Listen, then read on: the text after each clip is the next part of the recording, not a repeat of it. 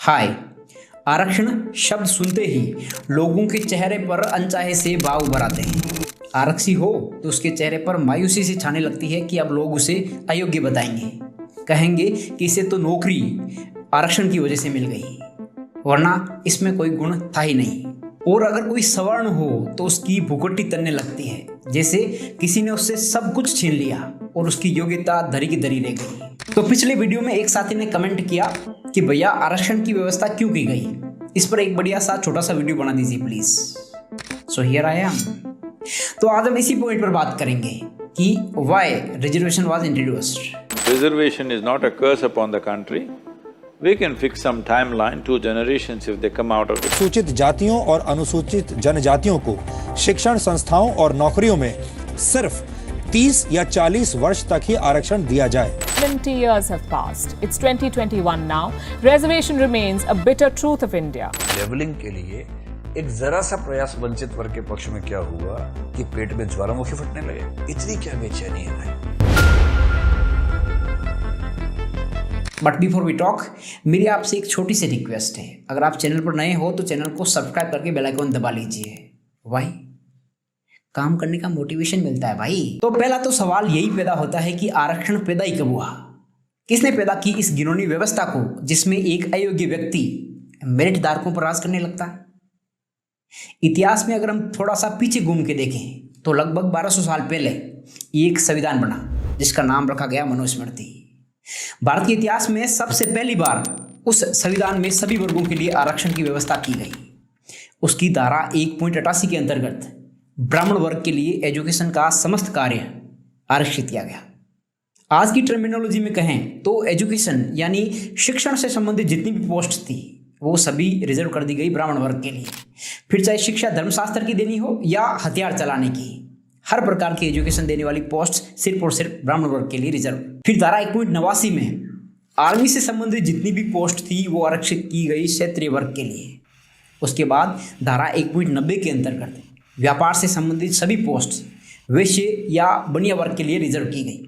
उसके बाद आर्टिकल 191, इसमें मजदूरी वाली जितनी भी पोस्ट थी स्पेशली शूद्रों के लिए रिजर्व की गई। इसके बाद मजदूरी से निम्नतर यानी नीचे की जितनी भी सीटें थी, जैसे मरे हुए पशु उठाना, गंदगी साफ करना आदि के पद अछूतों के लिए रिजर्व किए गए। ये व्यवस्था थोड़ी उटपटांग थी, तो बनाने वाले को अंदाजा था कि इसका विरोध होगा, तो इसका भी प्रबंध किया गया।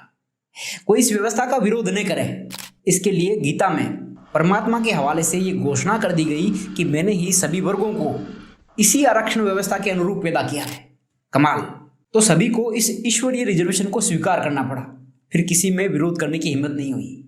कहीं कोई उपद्रव, कोई आगजनी, कोई विरोध नहीं हुआ। बस कभी कभार कबीर और रैदास जैसे लोग पैदा हुए जिन्होंने इस ईश्वरीय व्यवस्था के विरुद्ध आवाज उठाई। लेकिन ये ईश्वरीय आरक्षण व्यवस्था सैकड़ों सालों तक अपनी जगह पर कायम रही। फिर क्या था, समय के साथ ये आरक्षण व्यवस्था भारत की नियति और संस्कृति बना दी गई। फिर सन 1902 में कोल्हापुर के महाराजा छत्रपति शाहूजी महाराज के मन में पता नहीं ये उपद्रव कहाँ से जागा और उन्होंने इस व्यवस्था से छेड़खानी करने की कोशिश की। कैसे? उन्होंने शूद्रों और अछूतों को भी सरकारी नौकरी देने का ऐलान कर दिया। इसके साथ ही उन्होंने एक अछूत विद्यार्थी को सरकारी मदद देकर विदेश से शिक्षा प्राप्त करने के लिए भेज दिया।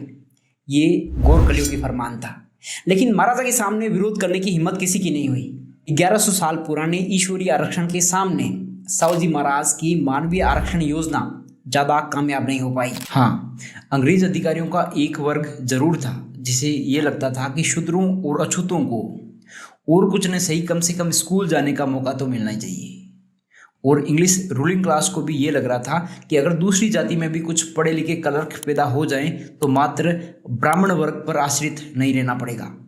तो साल 1854 में लॉर्ड मैकाले ने अंग्रेजी शिक्षा के रास्ते सभी वर्गों के लिए खोलने का ऐलान किया, तो नीचे के वर्गों ने भी अपने बच्चे को स्कूल भेजने की हिम्मत दिखाई।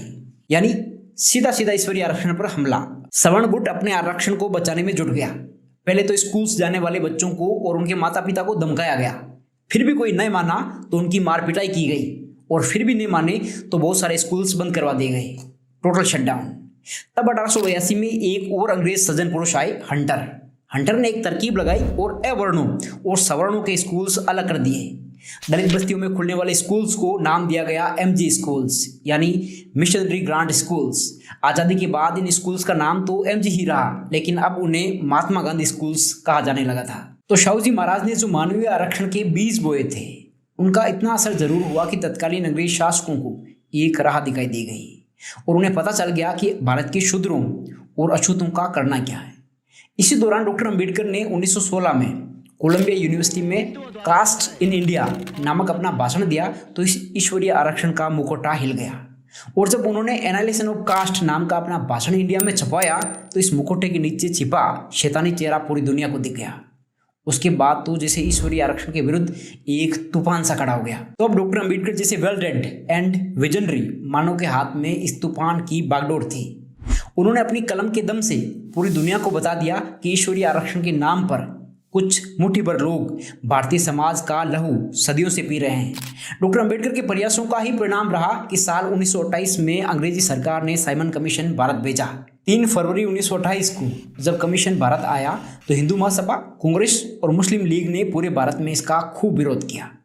अब आप थोड़ा गौर से देखोगे तो आपको पता चलेगा कि इन पार्टियों के शीर्ष पर वही लोग बैठे थे जो ईश्वरीय आरक्षण की मलाई खा रहे थे।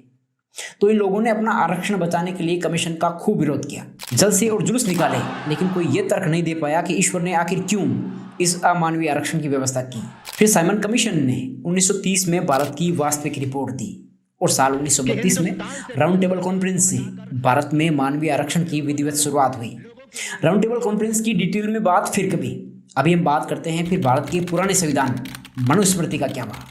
इधर मैं बताता हूँ। डॉक्टर अंबेडकर ने 21 दिसंबर 1927 को महाड़ में मनुस्मृति की चिता को अग्नि दी थी और 26 नवंबर 1949 को भारत का नया और मानवतावादी संविधान बनाकर मनुस्मृति की अस्थियां उठा दी और अंततः 30 जनवरी 1950 के दिन भारत के दलित होने के बाद पहले कानून मंत्री बनकर उसका अस्थि विसर्जन कर दिया।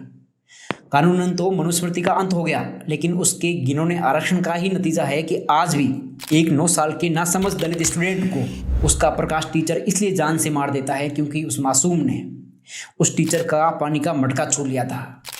आज भी एक दलित पुलिस अधिकारी को दूल्हा बनकर घोड़ी पर बैठने के लिए पूरी पुलिस फोर्स मंगवानी पड़ती है। डॉक्टर अंबेडकर ने पूरे मार्जिनलाइज सेक्शन के लिए संघर्ष किया था। उन्होंने संविधान के आर्टिकल 16 और आर्टिकल 335 में लिखा कि socially and educationally backward classes को सरकारी नौकरी आदि में आरक्षण दिया जाना चाहिए। उस समय ज़्यादातर बैकवर्ड क्लासेस डॉक्टर अंबेडकर की मूवमेंट से दूर रहा था, तो सिर्फ SC और ST को ही आरक्षण दिया गया। कई सालों बाद बैकवर्ड क्लासेस को समझ में आया कि डॉक्टर अंबेडकर ने उनके लिए भी आरक्षण की व्यवस्था की है, सो उनकी भी मांग उठी। तो काका कालेलकर और फिर मॉडल कमीशन बनाकर अंततः VP सिंह सरकार ने उनको भी आरक्षण दिया। फिर कॉलेजियम सिस्टम नाम के आरक्षण से जज बने लोगों ने मानवीय आरक्षण को 49.5% से कम तक रखने का आदेश जारी कर दिया, यानी सभी रिजर्व सीट्स को मिलाकर आरक्षण की लिमिट 49.5% से ज़्यादा नहीं होनी चाहिए। इसके साथ ही इन्हीं जजों ने आदेश दिया कि अधिकारी पदों में कोई भी मानवीय आरक्षण नहीं होगा।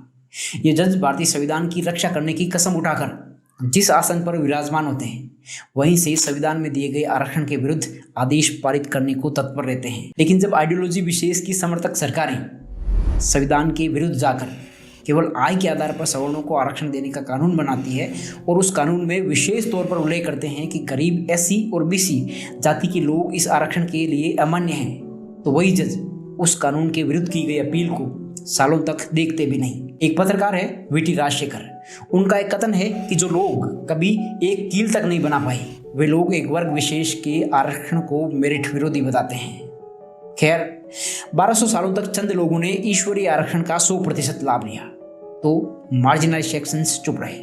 लेकिन अब सरकारों को चाहिए कि इस सेक्शन को 100 सालों तक ठीक तरीके से आरक्षण का 10% लाभ लेने दें, फिर पता चल जाएगा मेरिट किसके पास है। तो इस वीडियो में इतना ही। मुझे उम्मीद है वीडियो आपको पसंद आया होगा। अगर आपको वीडियो पसंद आया तो वीडियो को लाइक करें। चैनल पर अगर आप नए हो तो चैनल को सब्सक्राइब करके बेल आइकन दबा लें और आप कमेंट करके मुझे बता सकते हैं कि अगला टॉपिक कौन सा होना चाहिए। Till then, thank you for tuning in. प्रेम बना रहे।